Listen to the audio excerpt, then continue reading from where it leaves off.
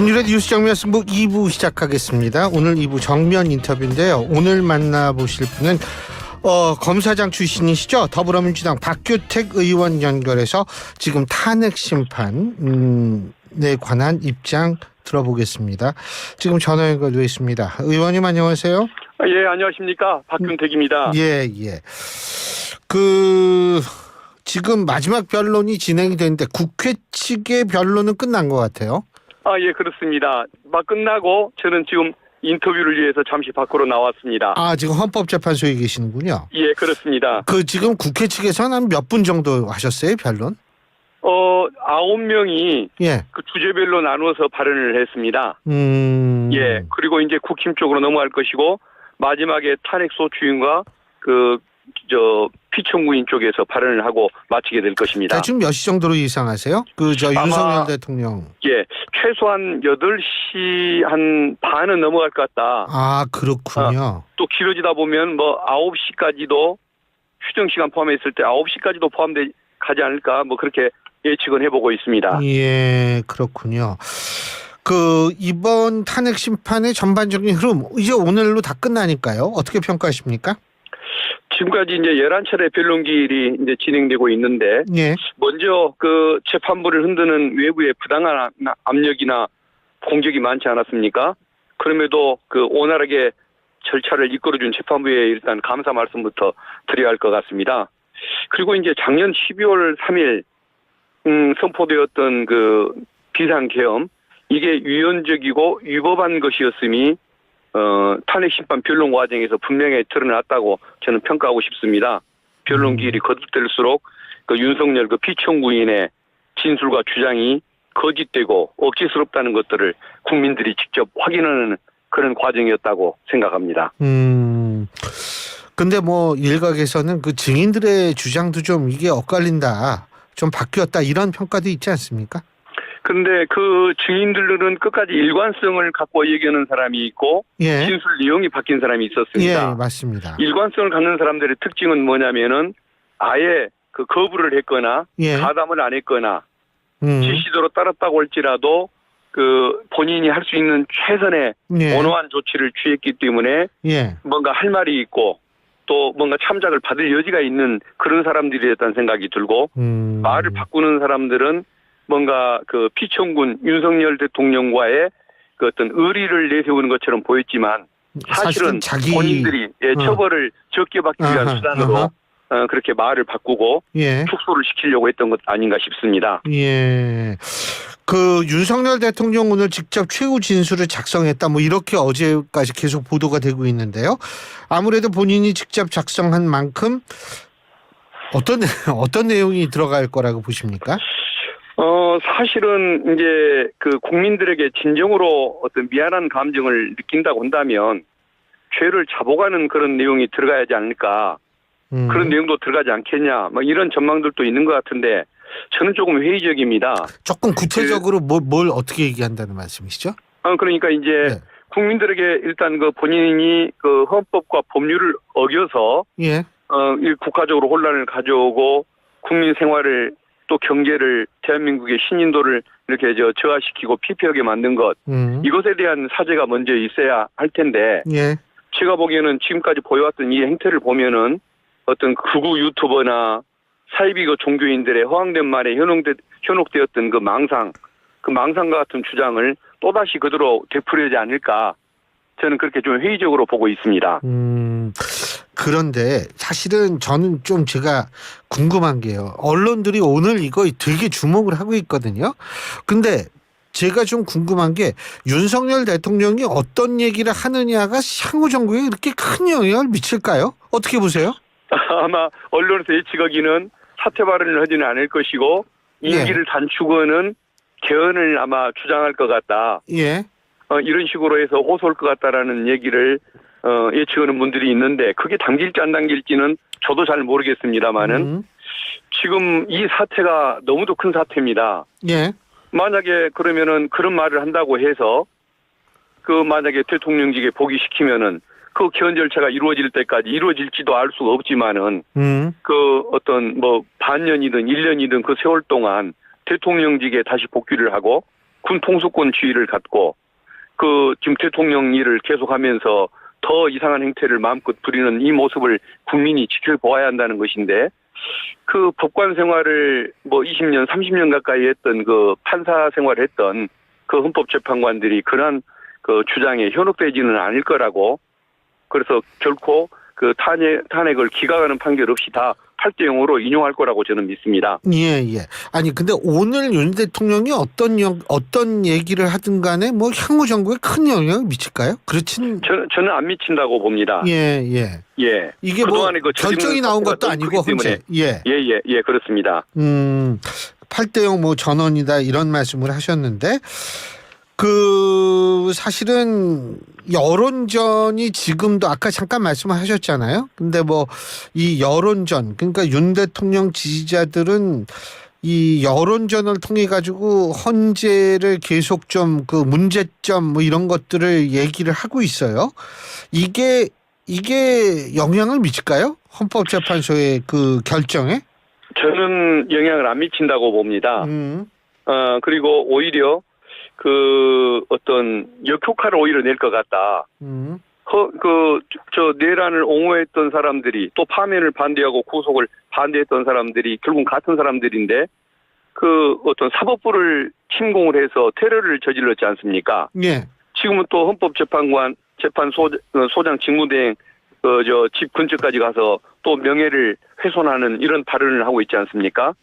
이런 것들에 겁을 먹는다기보다는 저 세력들이 앞으로 홍위병처럼 설치는 세상이 오지 않게 하기 위해서라도 파면을 받아들일 수밖에 없다는 그 마음만 더 강하게 만들어줄 것 같아서 저는 오히려 역효과를 낼 것이라고 생각을 합니다. 자, 시나리오별로 제가 좀 여쭤보는 게 첫째로 제가 여쭤보는 게 아까 우리 박 의원님께서는 8대 0이라고 말씀하셨는데 자, 만일 7대 1로 탄핵이 결정이 됐다. 예? 이렇게 되면은 어떻게 될까요?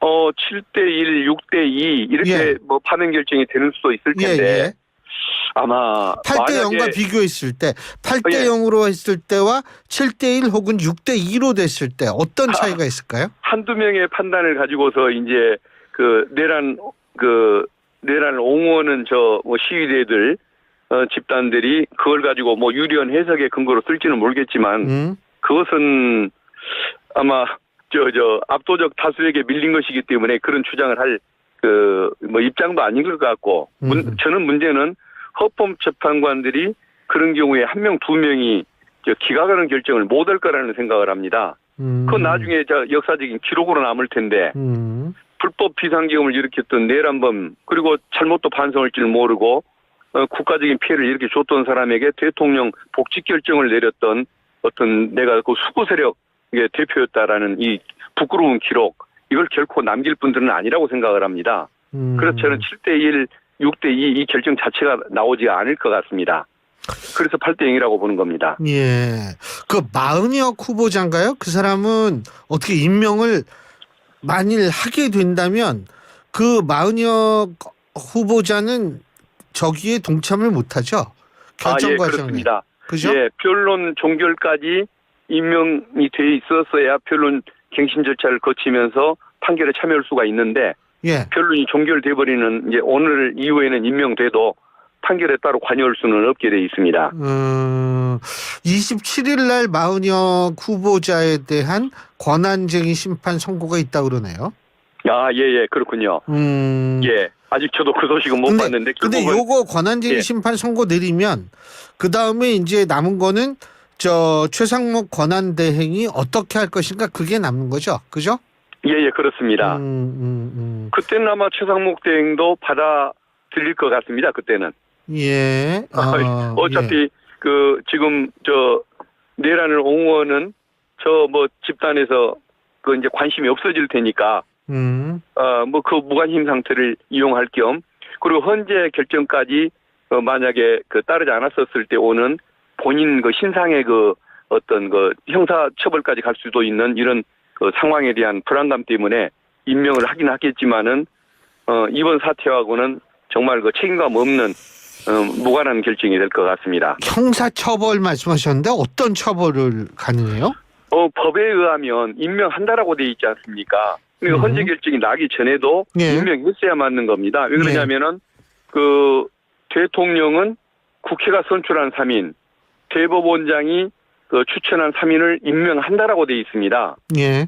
법에서 한다라는 것은 하야 한다의 의미로 보는 겁니다. 예. 예를 들어 뭐 저 강도범에 대해서는 3년 이상의 유기징역에 처한다라고 했을 때 판사가 3년 이상 해도 되고 안 해도 되는 것이 아니고 해야만 하는 것입니다. 법에서 한다라고 규정하는 것은 해야 할 의무를 지는 것인데 예. 최상목 대행은 그것을 거부를 했지 않습니까? 예. 그래서 저는 법적인 의무를 따르지 않았기 때문에 직무유기죄라는 범죄가 성립한다고 저는 생각하고 있습니다. 알겠습니다. 자, 내일 이재명 대표의 그 공직선거법 위반 혐의 2심 결심 공판이 열리죠. 그죠? 예, 그렇습니다. 근데 이게 법리적으로 해석이 다양하게 나오는데, 뭐, 어떻게 보세요, 이거?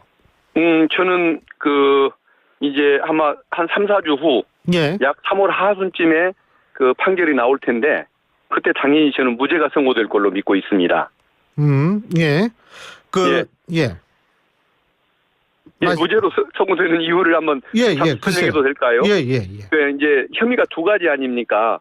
첫째는 고 김문기 씨와 골프를 치지 않았다라는 말을 했는데 이게 거짓말이라는 판결이 하나가 있고, 두 번째는 그 백현동 식품연구원 부지를 국토부의 협박을 받아서 용도를 변경해줬다라고 얘기했다는 이게 또 거짓말이다. 예. 그래서 둘 다 거짓말했다고 이제 유죄를 인정한 것인데, 예.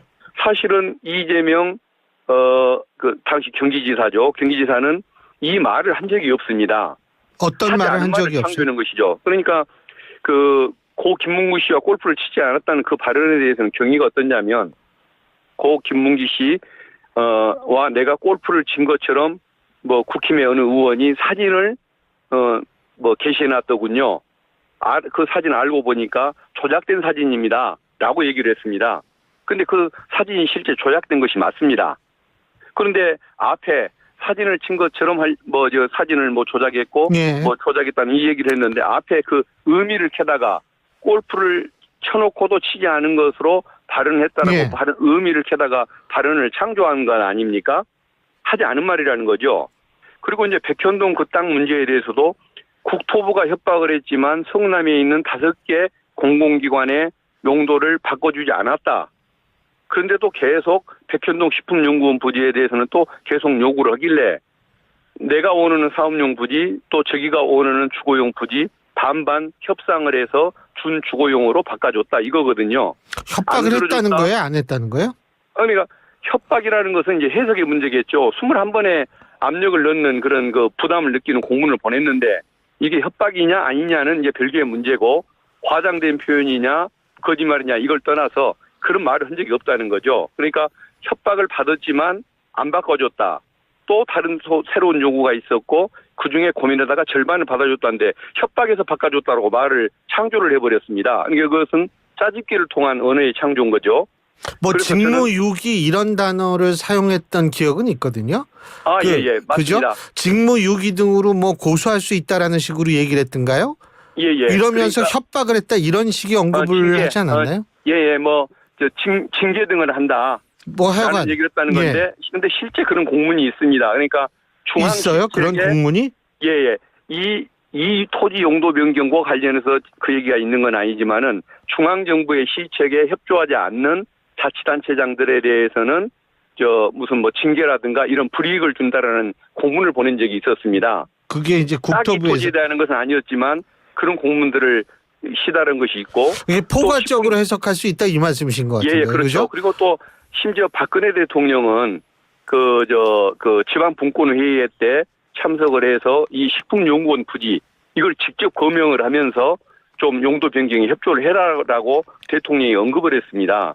그러면 중앙정부에서 예산을 타와 쓸 수밖에 없는 지방정부가 중앙에서 공문을 20번 가까이를 보내고, 그리고 대통령이 콕 집어서 여기는 꼭 바꿔달라고 얘기를 하는데, 그것에 대해서 심적 압박감을 느낄 수밖에 없는 그 상황을 협박이라고 표현해서 이게 허위사실인 것이냐. 더구나 그것마저도 식품연구원 부지에 대해서 협박했다는 얘기를 직접 한 것도 아닌데 이 얘기를 했다고 볼 수 있는 것이냐. 그래서 저는 이것은 어떤 악마의 편집이 이루어진 창조된 그 발언이라고 보는 것입니다. 물론 아니, 국토부는 협박하지 않았다고 얘기를 하고 또 협박이라는 용어를 쓰지도 않은 것은 맞지만은 20번 가까이 보낸 그 공문을 가지고서 지방정부가 심적 압박을 느끼는 건 당연한데 그 느낀 걸 가지고 직무유기란 표현이 있었습니까 없었습니까? 예, 다시 한번. 직무유기란 표현이 있었습니까 없었습니까? 직무유기인가 뭐 그런 표현이 있었을 겁니다. 예. 직무유기 등으로 아니 그러니까 아마 국토부에서 그런 네. 표현을 썼습니까 안 썼습니까? 그 총리실하고 행안부에서 지방정부에 보낸 일반적인 공문에 그 표현이 들어가는 건 맞습니다.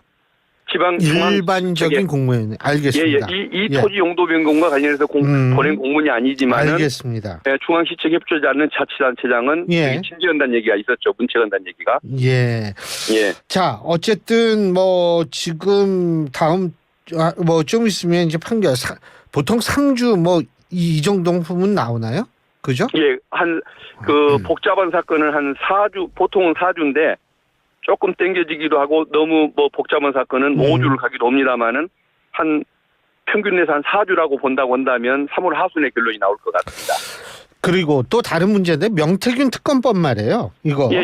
이거에 대해서도 상당히 좀 뭐라 그러나 국민의힘 쪽에서는 의도가 있는 특검법이라고 생각하는 것 같은데 어떻게 보십니까?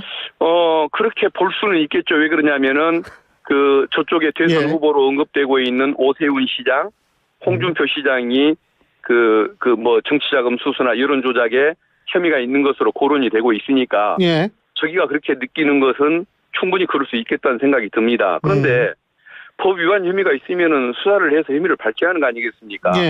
그동안에 이재명 대표에게 들이댔던 3년간 70명의 검사를 동원해서 3년간 지금까지 수사하고 있는 이 잣대라든가 의지를 명태균 사건에 100분의 1만 적용했어도 이 사건은 이미 마무리돼서 재판이 진행되고 있을 겁니다. 그런데 검찰의 수사가 지금까지 진척도 안 됐고 이제서야 뭐 넉 달이 지나서 중앙지검으로 이송하는 이런 조치를 취하지 않습니까?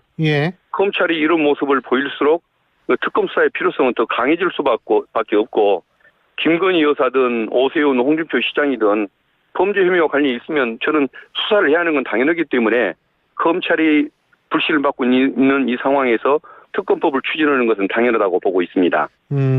근데 이제 논리가 뭐냐면 검찰의 수사 결과를 봐야 된다. 이런 논리는 어떻게 보세요? 검사장 출신이시니까 더군다나. 옛날 같으면 맞는 얘기인데 이것은 검찰에 대한 불신 때문에 시작되는 수사 아닙니까? 그동안에 검찰의 수사를 지켜오면서 뭐 도이치모터스 사건, 명품백 사건, 뭐 최혜병 사건, 뭐 어느 것 등등 지금의 수사기관들이 제대로 하는 건 없었지 않습니까? 그래서 그 불신 때문에 하는 건데 그걸 지켜보자는 얘기는 하지 말자는 얘기하고 똑같은 것이겠죠. 그래서 받아들이기 어려운 것입니다. 김건희 특검법은 어떻게 돼가요? 상설 특검으로 다시 발의했죠? 그렇습니다. 상설 특검으로 발의했는데 거기에는 이번에 명태균 특검법에 들어가 있지 않은 여러 가지 뭐 명품백 사건, 도이치모터스 사건 뭐 등등 뭐 이런 뭐 인사개입 사건 이런 것들이 거기 수사 대상으로 거시가 돼 있는 걸로 제가 기억을 하고 있습니다. 근데 이게 상설 특검으로 발의하면 사실은 뭐 거부권이고 뭐고 필요 없는 거 아니에요? 지금 통과되면 그냥 하는 거 아니에요? 근데 지금 최상목 대행이 특검을 임명해달라 추천해달라고 그걸 안 요구를 할 수가 있구나. 그걸 안 해버리는 방법으로 지금 기존에 지금 상설 특검법을 지금 거부를 하고 있는 상태입니다. 그렇군요. 그렇습니다. 원래는 그러니까 그 임명만 하면 그대로 할 수 있는 건데요, 그죠? 그렇습니다. 임명 절차를 이번에는 거부를 하고 있는 겁니다. 자, 그리고 어제 법무부 장관 탄핵 심리도 또 열리지 않았습니까? 근데 헌법재판관이 직접 째려본 것도 이 탄핵 사유에 포함됩니까? 뭐 이거 물어본 것 같더라고요. 어떻게 보십니까? 상황에 맞게 질문을 하셨을 거라고 생각하고 제가 평가하기는 좀 그런 것 같습니다.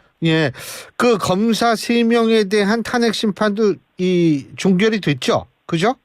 그렇습니다. 이거 법조인으로서 어떻게 판단하십니까? 법조인 출신으로서? 아마 헌법재판관들은 증거와 엄격한 법리에 따라서 판단을 할 거 아닙니까?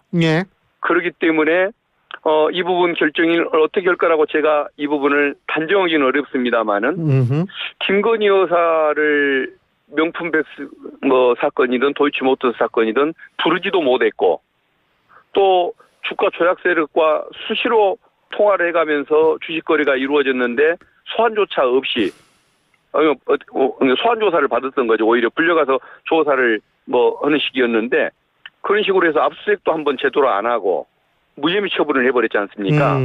이건 국민의 시각에서 보면은 당연히 직무유기라고 볼만한 평가할 만한 그런 거라고 봅니다. 그래서 이것은 헌재에서 어떤 결정을 낼지는 모르겠지만 설령 어떤 국회의 탄핵 청구를 받아 인용하는 결정을 내지 않는다고 할지라도 지금 야당으로서 자료조차 구할 수도 없고 검찰만 쥐고 있는 저 자료를 보고서 유형상 드러나는 문제가 분명한 상황에서 그걸 그대로 방기하고 그래 알아서 니들이 알아서 하라라는 식으로 맡겨둘 수는 없었기 때문에 국회의 어떤 탄핵 소추는 불가피한 상황이었다고 말씀드리고 싶습니다. 그 일부 언론에서 요새 이건 좀 다른 얘기인데 이재명 대표의 행보에 대해서 아침에는 우재명, 밤에는 좌재명 이런 표현이 있습니다.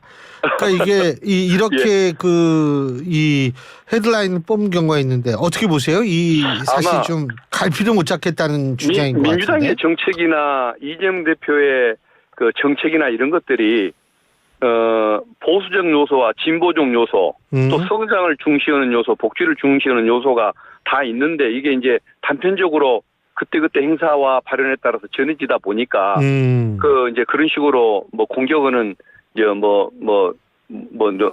뭐라고 그럴까요? 이유가 되는 것이 아닐까 싶은데 제가 보는 이재명 대표는 실제 실용주의자가 맞습니다.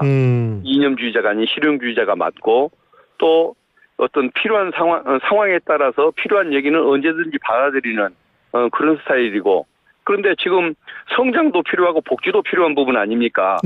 그래서 근데 이제 요즘 국가 경제 상황이 너무 어렵다 보니까 성장을 좀 더 중시하는 그런 과정에서 이런 그 복합적인 요소가 있다 보니까 보고 싶은 면을 가지고 이렇게 비판을 하는 것 같은데 저는 실제 말씀 하나하나에 잘못이 있다든가 잘못된 선택이 있다든가. 이거 잘못은 아니고 좀 모순이 있다 이런 지적일 텐데 예를 들면 기업가면 성장 얘기했다가 갑자기 노란봉투법 다시 발의하고요. 상법 개정안 다시 내놓고 이러니까 이제 이게 뭐지 이렇게 생각하는 거죠. 성장도 필요하고 성장이 필요하다고 해서 노동권을 또 어떤 근로자의 권리를 소홀히 할 수는 없는 것 아니겠습니까? 둘 다 필요한 것들을 동시에 추구하다 보니까 이제 단편적으로 그렇게 비판을 하는 것 같습니다. 알겠습니다. 지금 윤석열 대통령 측이 현재 헌법재판소에서 개헌 배경을 설명하면서 비협조적인 야당을 다시 언급하고 있다. 이 장난 같은 탄핵 소추안 발의 이런 줄탄핵에 대해서 아마 얘기하고 있는 모양인데요. 저도 좀 이따 들어가서 글쎄요. 들어가서 한번 또 지켜봐야 할 것 같습니다. 그렇죠. 하여간 이거 언제쯤 나올 거라고 보세요? 탄핵 결정이요? 3월 11일 안에 나올 것 같다고 생각하고 있습니다. 왜요? 노무현 대통령 때 14일 걸렸고 박근혜 대통령 때 11일 걸렸습니다. 근데 이 사안이 훨씬 중대하지만 쟁점이 너무 단순합니다. 그래서 2주를 넘길 일이 없고 그 전에 또 휴일이 껴있고 그러다 보니까 아마 저는 3월 11일이면 나올 것 같고 또 하나 그렇게 나와야 할 이유가 뭐냐면 4월 2일이 지방 보궐선거가 있습니다. 3월 13일부터 등록이 시작되는데 그 전에 이걸 선고해줘야 그 지방 보궐선거를 뒤로 미뤄서 대선과 함께 실시할 수가 있고 그러면 선거비용을 아낄 수가 있습니다. 잘 알겠습니다. 오늘 말씀 잘 들었습니다. 고맙습니다. 감사합니다.